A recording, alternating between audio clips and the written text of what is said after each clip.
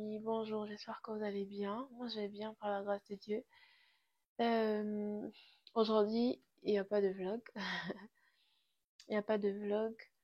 Je viens dans cette vidéo vous parler d'un sujet qui me tient à cœur depuis quelques temps déjà.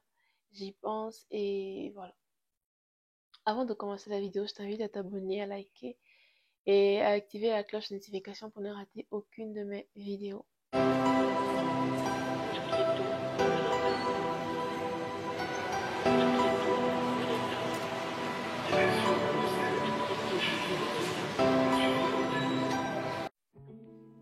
Dans cette vidéo, je te parlerai de ma vie avant ma conversion. Je ressens le besoin d'en parler depuis quelques temps, comme je le disais. Et voilà, je me dis qu'aujourd'hui, c'est le meilleur jour pour en parler. Comme j'ai pu le dire dans une de mes vidéos, j'ai accepté le Seigneur en 2019, en août, je crois, août 2019, entre juillet et août 2019, j'ai accepté le Seigneur et quelques temps après, je me suis fait baptiser. Bon, déjà, je tiens à préciser que je viens d'une famille chrétienne catholique. J'ai eu mes sacrements même, j'ai fait tout ce qu'il fallait faire à ce moment-là. Et voilà. J'ai donné ma vie au Seigneur. Lorsque j'ai donné ma vie au Seigneur, je vivais en relation avec quelqu'un. Je vivais au foyer, j'étais fiancée, je vivais avec quelqu'un, on avait un enfant. Et ce qui nous pousse même à vivre ensemble, c'est parce que avant cet enfant-là, on avait eu un autre enfant qu'on a perdu. Et on se dit d'un commun accord qu'il faut qu'on se mette ensemble parce que bon, on veut élever nos enfants dans un cadre familial en fait. Au lieu que chacun vive chez soi, chez ses parents et tout, on se décide de vivre ensemble. Et voilà, c'est comme ça que les choses se passent. Mais pendant cette période, nous rencontrons énormément de problèmes au niveau de notre relation. Au niveau personnel, je peux dire que j'étais un peu... je dirais j'étais traumatisée par le départ de notre premier enfant. Ça m'avait traumatisée, du coup j'ai eu beaucoup de retard en fait. J'ai eu beaucoup de retard dans mes études, dans beaucoup de choses. Ça a bouleversé notre vie, notre relation. Et je me sentais tellement mal. Je me sentais mais vraiment, vraiment mal. Je vivais mal en fait. Je vivais mal. Je peux dire que j'étais en dépression pendant environ 2 ans. J'étais en dépression, je peux dire de 2017 jusqu'à 2019. J'étais en dépression.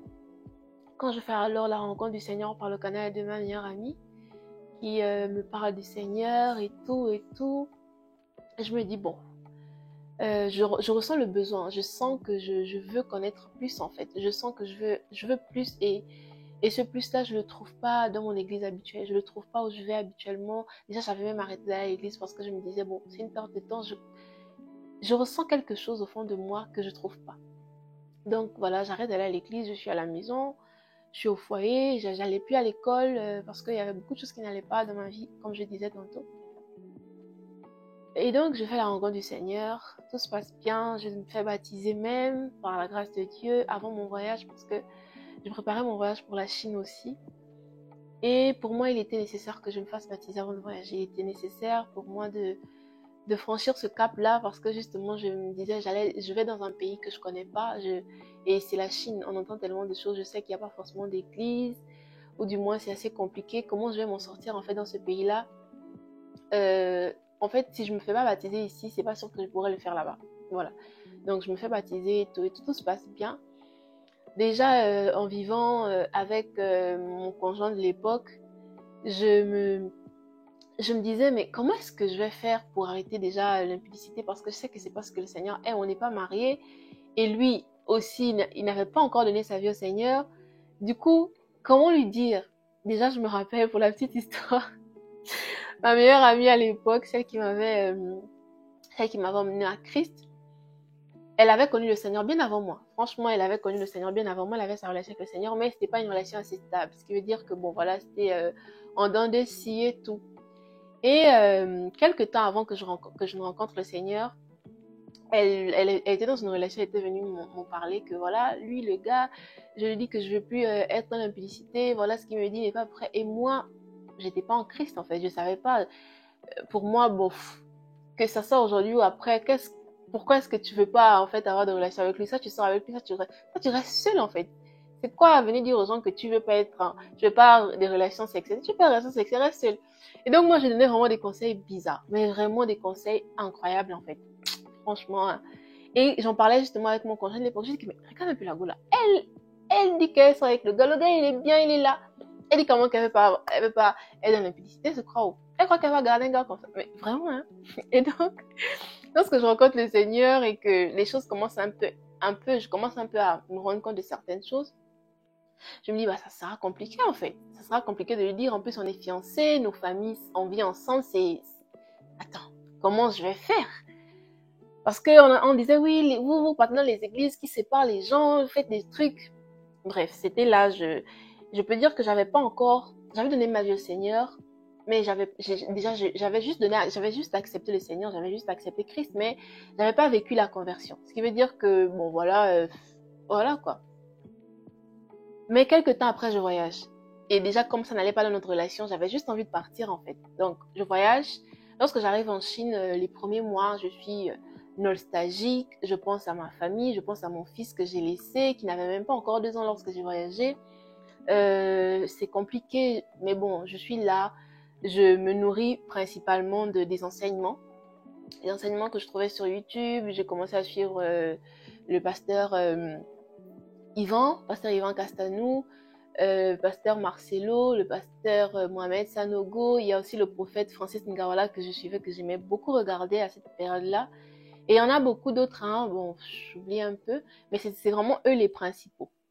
Pasteur Marcelo un peu moins parce que je le trouvais tellement Dieu dans ses messages et tout. Je me disais, mais lui là, il nous parle de sanctification, de nanana, comment est-ce qu'on s'en sort et tout.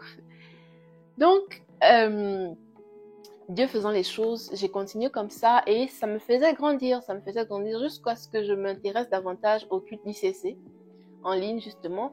Et à chaque fin de culte, il y a des annonces pour les nouveaux, pour ceux qui viennent d'accepter le Seigneur. Et moi, j'ai fait la démarche en tant que nouveau de l'Église. Et donc, je me fais enregistrer, je me fais contacter et tout ça se passe bien. J'intègre un groupe et ensuite, je fais des formations. Comme vous savez, il y a des formations disponibles gratuites pour les nouveaux convertis. Donc, je fais des formations et tout. Je sens que ça commence à aller. Je commence à comprendre certaines choses que je comprenais pas. Je commence à réaliser en fait que un enfant de Dieu ne peut pas vivre dans le péché en fait. Et voilà, je commence à comprendre. Mais pour moi, attends, je me vois pas en fait vivre hors de l'impudicité. Je me vois pas vivre. C'est pas possible, tu vois. Du coup, bon, je sais que c'est ce que Dieu n'aime pas. Bon, je n'arrive pas à arrêter, on fait comment? Je prie, je continue à prier, je continue à méditer, je jeûnais même. Je jeûnais, je faisais ces choses. Mais plus le temps passe, plus je me rends compte que c'est pas... En fait, il commence à avoir une gêne, tu vois. Auparavant, c'est des choses que tu fais, tu te dis, bon, je sais pas, je fais. Plus le temps passe, plus tu as du mal. Tu fais, mais tu as du mal. Tu te dis, bon, j'ai par exemple rendez-vous avec tel, s'il peut ne pas venir ou si je peux inventer un truc genre, voilà quoi, pour ne pas y aller. Mais quand même, je suis dedans. Tu vois, je suis quand même dedans dans le péché. C'était, voilà, les boîtes de nuit, c'était les garçons, c'était toutes ces choses liées à l'immoralité. Vraiment, c'était tout ça, le mensonge, le vol. Tu mens, par exemple, sur telle chose pour avoir de l'argent. Tu mens, tu fais ci, tu fais ça. Et c'est des choses que le diable, il aime. Du coup, c'est comme ça que je vivais. J'ai vécu comme ça, disons, je peux dire mi-2020, ou disons vers peut-être juillet, août, je dirais juin-juillet 2020, jusqu'en septembre 2022. C'était ça. Mais pendant cette période, j'étais consciente que la vie que je menais ne plaisait pas au Seigneur. J'étais consciente de cela avec les enseignements et je me rappelle que le pasteur Yvan il disait souvent, lorsque tu vis dans le péché, ne va pas prier à Dieu pour dire oui Seigneur, je te bénis, ma famille, je t'aime. Va dire à Seigneur, fais-moi sortir de là. Ça doit être ton soupir, tu ne pries que pour ça. Et c'était ça en fait ma prière pendant ces 2 années jusqu'à maintenant même.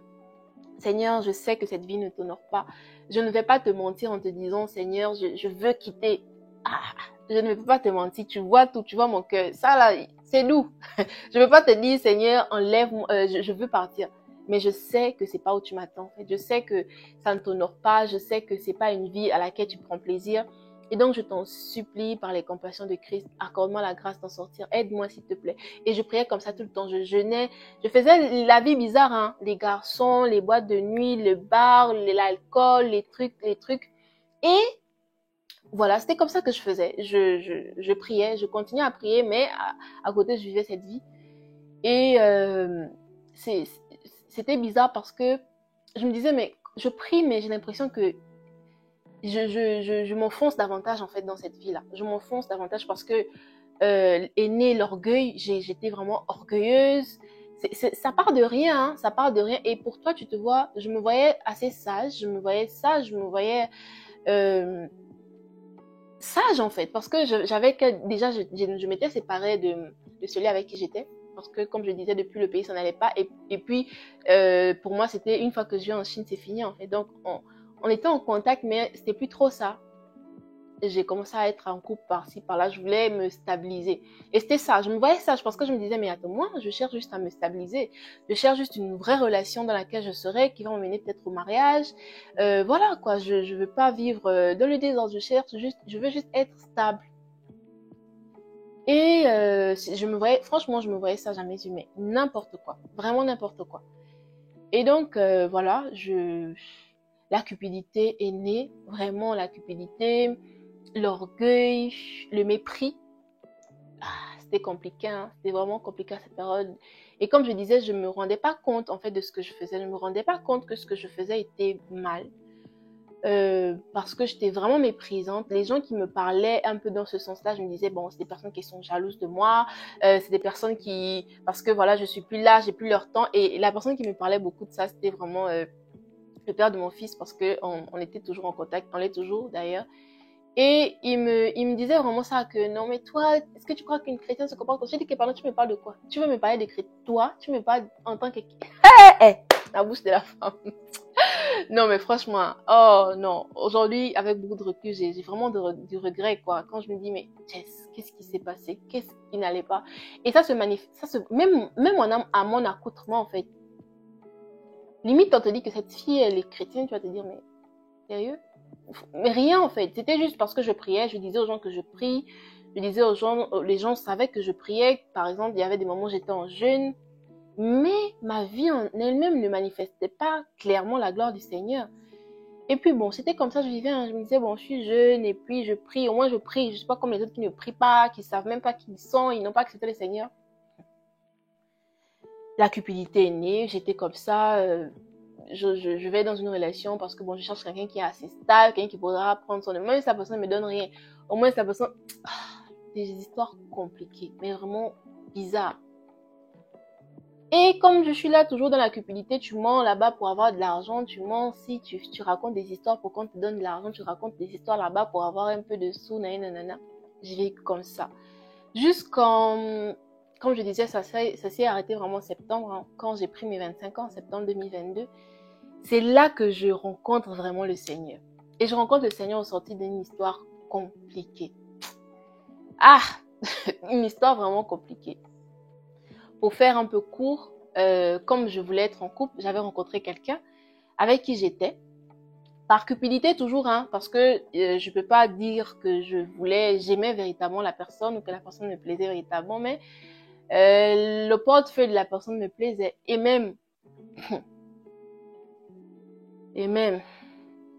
donc voilà, c'était ça qui m'attirait. C'est parce que je voulais une stabilité. Je me disais, je suis étudiante, je suis jeune, j'ai envie de commencer à investir en fait, à me réaliser. C'est ça, je veux me réaliser, voilà, et tout et tout. Et donc je me mets avec la personne. Et lorsque je me mets avec la personne, bon, la relation, franchement, elle n'est pas celle-là que j'espérais. Malheureusement, les choses se passent un peu mal. C'est compliqué, j'étais malade. En fait, je comprenais pas. Je me dis, mais bon, ça c'est une relation où je suis censée avoir la paix par rapport à ce que la personne m'a promis, par rapport à ce que la personne m'a montré au départ. Mais j'ai pas forcément cette paix. C'est compliqué, limite, je force. Comme il y avait beaucoup de gens qui étaient aussi informés de la relation. Excusez-moi, j'ai été coupée par un appel. Voilà. Donc, je disais tantôt que j'étais dans la relation et je me disais, mais c'est une relation, je suis censée avoir de la paix, la tranquillité. Au contraire, rien ne va, c'est des problèmes. Je vis même plus mal en fait que lorsque j'y vivais avant. Mais malgré ça, comme j'étais devenue tellement cupide, pour moi c'était à tout prix. Ça va aller, je m'accroche. Et puis, il m'a tellement promis des choses, il m'a tellement dit des choses que ça va forcément bien se passer. Pour l'instant, c'est juste bad, ça va aller. Et malgré ça, je continue à prier. Oh. La petite 3 heures, 5 heures, Seigneur, éloigne de moi ce qui ne vient pas de toi. Père, aide-moi. Toujours dans les prières, les longues prières, les jeûnes, malgré ça, vraiment. Et il y a eu un problème où la personne était mêlée à des histoires de police et tout. Bref, c'était une autre histoire assez compliquée. Donc, je me retrouve seule, comme ça, sans rien, sans nouvelles de la personne, rien. Je me retrouve, mais vraiment comme ça, en fait. Je me dis, mais comment ça se passe? Limite, je suis traumatisée, je vis un choc, quelque chose que j'ai jamais vécu. Je me dis, mais comment je fais, en fait? Comment je m'en sors? Et là, la seule chose qui me faisait du bien, à ce moment-là, c'était d'écouter Kombuka. Mais je vous assure, c'était ça. Je n'écoutais que ça. Je n'écoutais que ça, en fait. Au départ, j'étais un peu négligente, comme beaucoup. On m'en voit, j'étais pas dedans, mais bref, j'écoutais que ça. Les enseignements, j'écoutais que ça, en fait. Mais ça m'avait pas créé en moi un dégoût de me dire j'arrête tout, en fait. Non, hein, pour moi, c'était bon. Je fais une pause d'une année en moins, parce que ce que j'ai vécu est très choquant. Je fais une pause et voilà, je vais voir plus tard comment me remettre en couple. Voilà, c'était ça. Et donc, le temps passe, je suis là, je me sens mal, mais vraiment, plus le temps passe, plus je me sens triste. Je me sens mais vraiment malheureuse. Et je sens qu'il faut que en fait, j'ai besoin de Dieu, j'ai besoin de parler avec Dieu, j'ai besoin de lui. C'était ça, en fait. J'ai vraiment besoin de Dieu. Il faut que je le rencontre. Il faut que je lui parle parce que j'en peux plus. Et c'était là le début de ma conversion. Franchement, c'était incroyable. Je vais m'arrêter là pour aujourd'hui. Je ferai une autre vidéo où je vous parlerai de ma vie depuis ma conversion, depuis que j'ai rencontré le Seigneur véritablement. Comment ça s'est passé, comment ça se passe jusqu'à aujourd'hui. Les choses auxquelles j'ai dû renoncer. Comment j'ai dû me discipliner, comment par la grâce du Seigneur j'arrive à vivre aujourd'hui. J'espère que cette vidéo t'a plu. N'hésite pas à t'abonner, à liker et à faire un commentaire. Et puis on se retrouve très prochainement pour une autre vidéo. Bisous. Money, testimony, go follow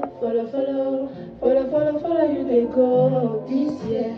Good news, giant plenty bloody. Go they follow you they go.